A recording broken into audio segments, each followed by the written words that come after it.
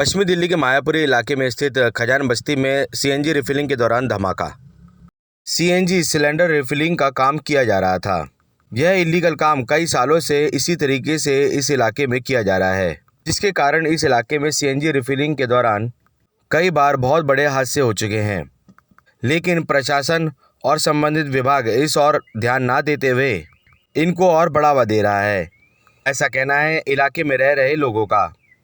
जानकारी के मुताबिक इलाके में इसी तरीके के हादसे बहुत बार हो चुके हैं, लेकिन बावजूद इसके सिलेंडर रिफिलिंग का काम धड़ल्ले से चल रहा है। मायापुरी के खजान बस्ती इलाके में यह इलीगल काम कई सालों से इसी तरीके से चलता चला जा रहा है। इलाके के लोगों के शिकायत करने के बावजूद भी अब तक इस पर कोई भी प्रतिबंध नहीं लगाया गया है। साथ ही इलाके के लोगों का कहना है कि सीएनजी रिफिलिंग का जो काम यहाँ पे किया जा रहा है वह गोदाम भी इलीगल तरीके से बनाया गया है, क्योंकि यह एक पार्क की जगह थी जिस पर अब गोदाम बना दिया गया है। साथ ही स्थानीय लोगों ने जानकारी देते हुए बताया कि धमाका इतनी तेज था कि इलाके की बिल्डिंगें और उनके घरों के दरवाजों के शीशे तहस नहस हो गए। साथ ही वहां से गुजरने वाली एक महिला भी इसकी चपेट में आ गई। सिलेंडर रिफिलिंग का काम करने वाले मालिक और उसका वर्कर भी इसकी चपेट में बुरी तरीके से आ गया। धमाके की आवाज़ सुनकर इलाके के लोग सन्न रह गए और वह मौके पर पहुंचे। प्रत्यक्षदर्शियों के मुताबिक सीएनजी रिफिलिंग गोदाम में धमाका इतनी तेज हुआ था कि आसपास की दुकानें भी इससे प्रभावित हुईं। कई दुकानों के शटर टूट के गिर गए तो कईयों की जान पर बनाई। जी हाँ, यह धमाका इतनी तेज था कि आशा वर्कर में काम करने वाली महिला इसकी चपेट में आ गई। साथ ही कुछ बच्चे और सिलेंडर रिफिलिंग गोदाम में काम कर रहा उसका मालिक और उसका वर्कर भी धमाके की चपेट में आ गए। उन्हें पहले प्राथमिक उपचार के लिए दीनदयाल उपाध्याय अस्पताल ले जाया गया, फिर वहां से उन्हें दिल्ली सफदरजंग अस्पताल में भर्ती करवाया गया। वहां उन्हें ट्रॉमा सेंटर में भर्ती करवा दिया गया है, जहां उनकी स्थिति अभी तक स्थिर बनी हुई है। आइए जानते हैं स्थानीय लोगों का और प्रत्यक्षदर्शियों का इस धमाके को लेकर क्या कहना है, उन्होंने क्या कुछ देखा और क्या कुछ सुना। क्या नाम है आपका? मेरा नाम मनमीत है। मनमीत जी, जैसे कि हादसा हुआ है यहाँ पे खजान बस्ती में, मायापुरी इलाके में ये पड़ता है, तो क्या कुछ देखा या सुना आपने? देखा सुना ये कि ये रेजिडेंशियल एरिया है जिसको इन्होंने कमर्शियल बना दिया है और इसके नीचे यहाँ रोज सिलेंडर्स की ऐसे ही फिटिंग भी होती है और चेकिंग भी होती है। पहले भी ये हादसा हो चुका है, पहले इसमें दुकान के मालिक खुद जले थे, इस बार उनका बेटा जला है और इसमें हमारे आस पड़ोस के लोग जले हैं। ये घर के इतने ही 2 गलियाँ छोड़कर हमारे यहाँ प्राइमरी स्कूल है। 12:30 पौने 1 बजे हादसे का टाइम है। उस टाइम स्कूल के बच्चों की छुट्टी हो रही थी, जिसमें स्कूल के बच्चे भी शामिल हुए हैं। अभी वो जब हमें रिपोर्ट मिलेगी तो पता चलेगा। तो हम लोग इसी तरह बहुत परेशान हैं। हम लोग रिक्वेस्ट करते हैं कि इनसे की मत कीजिए, पर ये लोगों की कोई सुनवाई नहीं होती हम लोगों की। मतलब ये लोग नहीं मानते हैं। हम लोगों का घर है, ये घर का आप हालात देख रहे हैं। ऊपर तक हमारे घर के शीशे, दरवाजे, दीवारें तक में सीमेंट ने साथ छोड़ दिया। अच्छा, हम देख पा रहे सीसीटीवी कैमरा भी यहाँ लगा हुआ है। हाँ, पर तो क्या इसमें रिकॉर्डिंग नहीं, वो हमने जिसको दी हुई है उसने हमें बताया कि उसके रिचार्ज नहीं है, तो इसमें वो रिकॉर्डिंग नहीं हुई है। अगर दिल्ली में केजरीवाल जी का होगा तो उसमें से निकल सकती है। अच्छा, ये जो केजरीवाल का लगा हुआ है कैमरा, तो हम लोग चाह रहे हैं कि उसकी रिकॉर्डिंग चेक की जाए। वो तो पुलिस ही चेक करती है ना, तो वो चेक हो जाएगी तो उसमें शायद मे भी आ जाए कि कैसे लगभग कितने सालों से इस तरीके से यहाँ पे ये काम चल रहा है? ये तो काफ़ी टाइम से चल रहा है, पिछले 16 साल से। तो मुझे देखते हुए आ गई। पहले तो ये पार्क था, पार्क को इन्होंने प्लॉट में ऐसे कन्वर्ट कर ये किराए पर चढ़ा दिया। और सबसे बड़ी बात ये कि जिस बिल्डिंग के ऊपर जिसमें ये काम हो रहा है उसके ऊपर सारे किराएदार हैं, मतलब लोग रहते हैं। और इसमें मैं कह रही हूँ कम से कम 1000-1500 लोग रहता होगा, बच्चों समेत, परिवार समेत।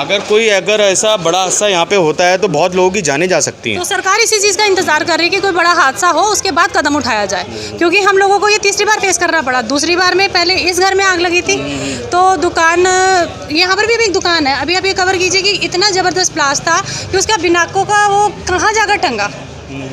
तो आप सोच नहीं सकते कि हम लोगों ने उस टाइम को कैसे फेस किया सिचुएशन को। हम लोगों को नॉर्मल होने के लिए 20-20, 25-25 मिनट लगे। उसके बाद हमने आकर झांका है कि यहाँ पर हुआ क्या। जैसे कि लोगों से हम लोगों ने सुना है कि इसमें एक लेडी को भी चोट लगी है, बच्चे भी हैं, खुद भी हैं, दुकानदार का बेटा।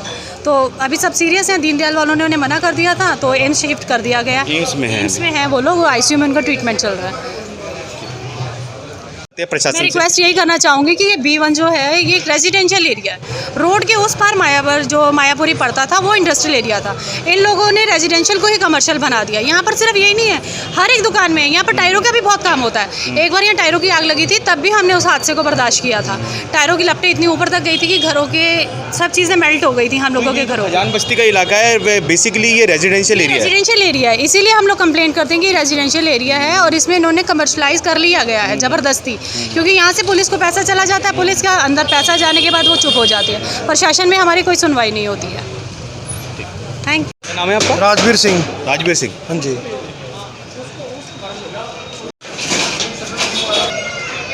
सर नमस्कार। नमस्कार जी। सर अपने नाम के साथ ये क्या है, क्या मामला हुआ है मायापुरी में, थोड़ा बताएंगे? ये मायापुरी नहीं है, खजान बस्ती है। अच्छा। ठीक है, रेजिडेंस एरिया है। हाँ हाँ और ये अनऑथराइज्ड सिलेंडर है सीएनजी के, हाँ हाँ जो यहाँ से गैस निकालते हैं, हाँ हाँ निकाल के भी बेचते हैं। हाँ हाँ। और ये बेचते हुए हादसा हुआ है, गैस निकालते हुए। अच्छा, ये गैस निकालते हुए हादसा हुआ हाँ है। जी। तो क्या हादसे के वक्त आप थे वहाँ पे, तो आपने क्या कुछ देखा? मैं यहाँ पे बाहर गाड़ी पे था, इतना तेज़ ब्लास्ट हुआ, मैं भागता हुआ आया हूँ और देखा कि मैं पहले अपने यहाँ पे ब्लास्ट हुआ सिलेंडर, फिर मेरे ऊपर घर है।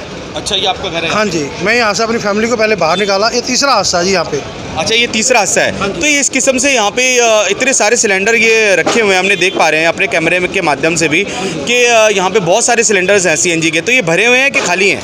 ये आधे भरे होते हैं, कुछ खाली भी होते हैं।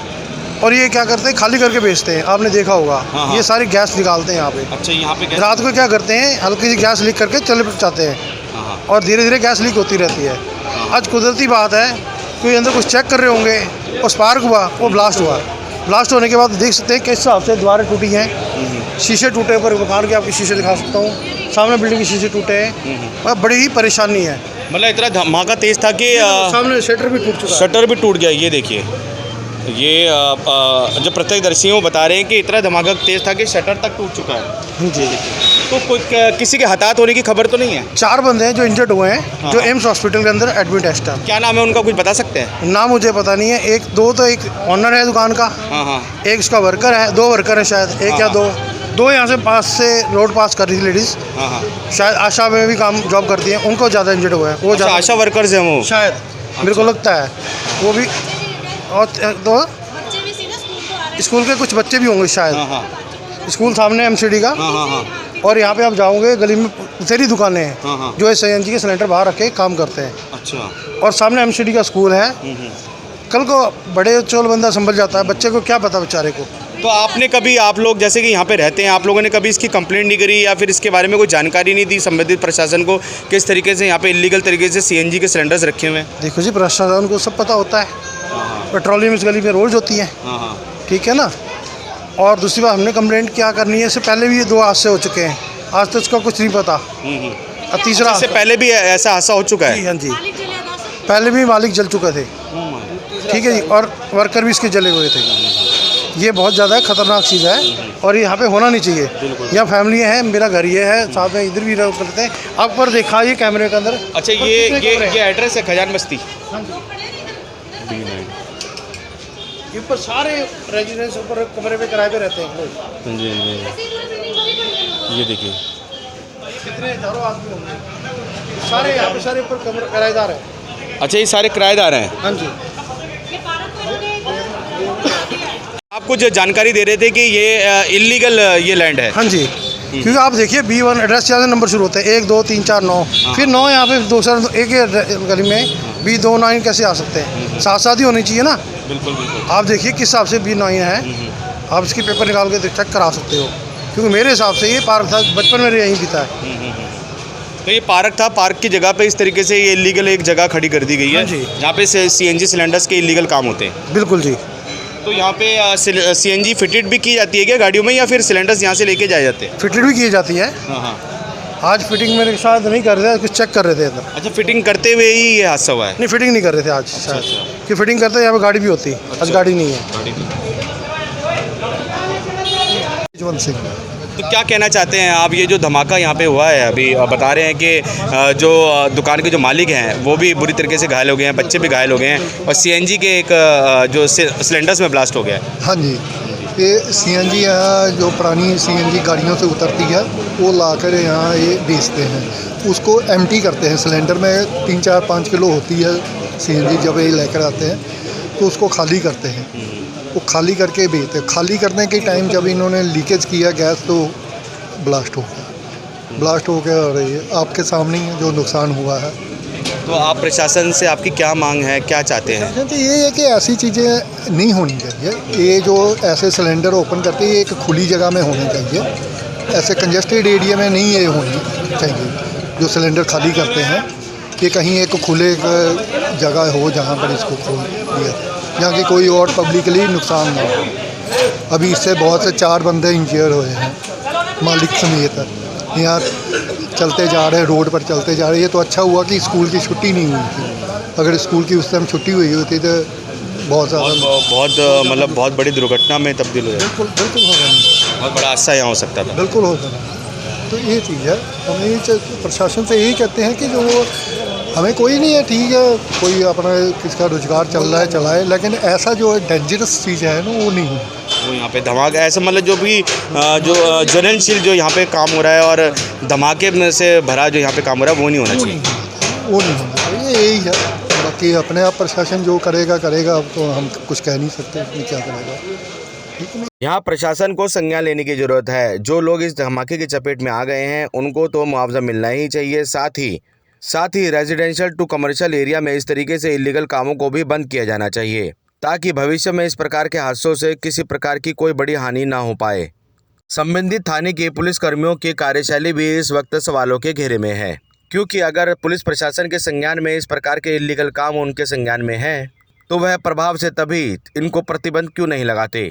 क्या दिल्ली पुलिस और संबंधित प्रशासन और विभागीय स्तर के लोग क्या किसी बड़े हादसे का इंतजार कर रहे हैं? क्यों नहीं वे इन इलीगल तरीके से चल रहे सिलेंडर रिफिलिंग के कामों को लेकर इनको नोटिस जारी क्यों नहीं करते?